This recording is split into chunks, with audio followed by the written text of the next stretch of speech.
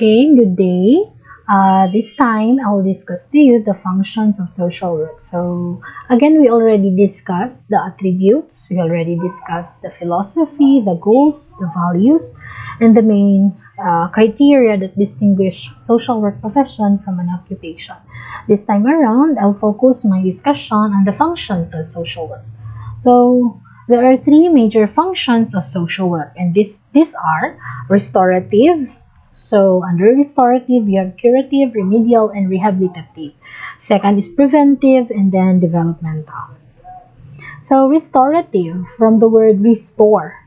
This aims at rehabilitating clients whose function has been impaired by physical, mental, or social difficulties. The goal of restorative functions in social work is to assist individuals and groups to identify and resolve or minimize problems arising out of disequilibrium between themselves and the environment. So there is, from the word restore, there is an already existing problem, and the focus of social work is to enhance the functioning of the person so that he or she can perform his or her role expected of him or her.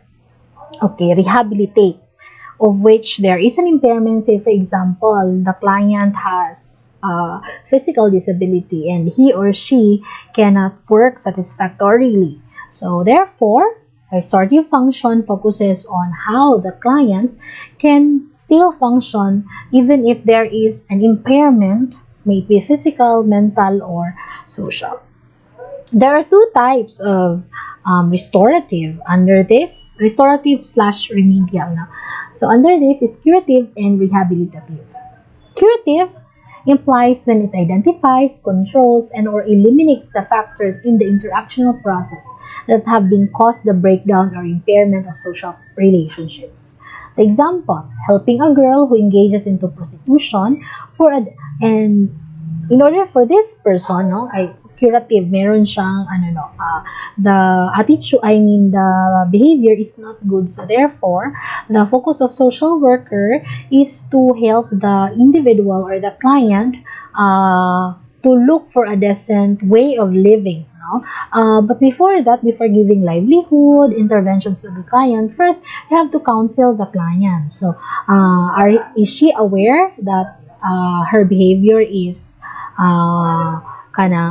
the behavior is violating the standard of society, and is she aware of the pros and cons of this behavior? So counseling first, then letting her understand the environment that she's living in, and after that probably there should be a reconciliation with the family if there are problems, and then of course livelihood intervention so that she will no longer engage into prostitution. So that's curative. There is already an existing problem and you have to eliminate that impairment or problem so that the person can function satisfactorily. Another is still under restorative is rehabilitative. So rehabilitative, from the word rehab, it doesn't mean rehabilitation center, no, but it implies when it attempts to reconstruct and or organize the pattern of interaction that has been broken down, been changed, or build new ones. So example, helping the survivors of typhoon acquired houses and income through government linkages and capability building after the tragic experience. So rehab, it doesn't only mean the term used is only for drug rehabilitations, but it also implies rehabilitating family relationship, kung may conflict, or helping the survivors function satisfactorily, such as the victims of natural and man-made disasters, or even those victims of terrorism, helping the survivors gain income, making a new life, or engaging into livelihood projects. Okay.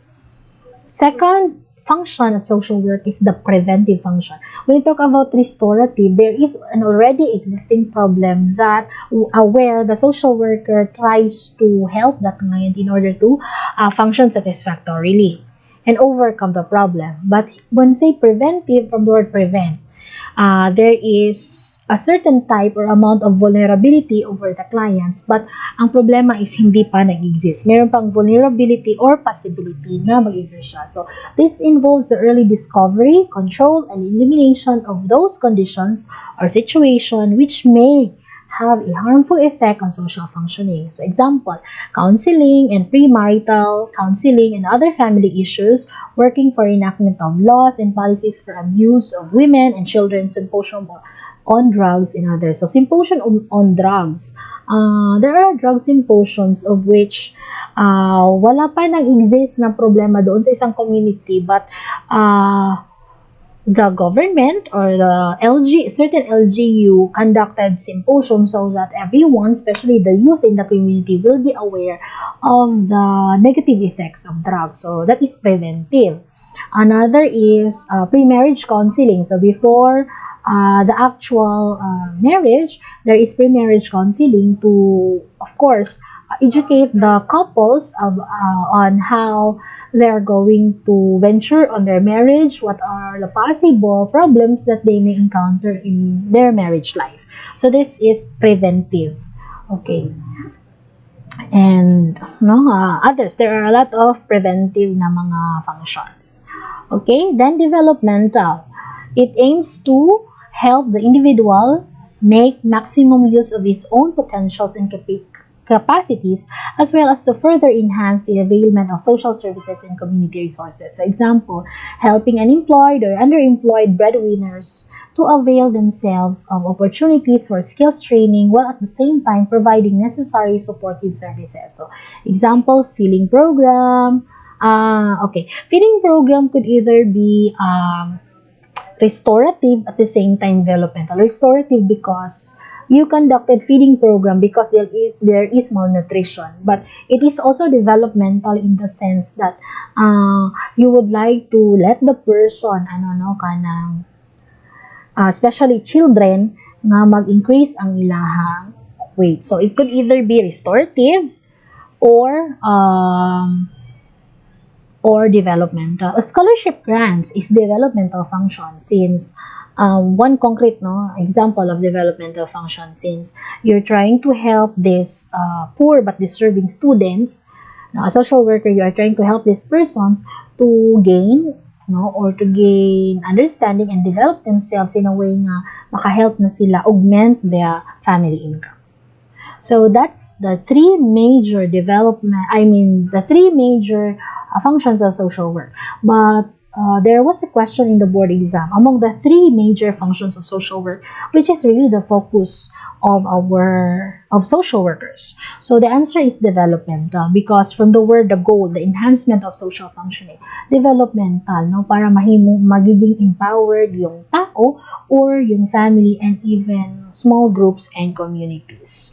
So, example, yung pag-provide ng, pag-organize ng mga groups or community, you help them can make proposal letters or project proposals for them to acquire a certain project para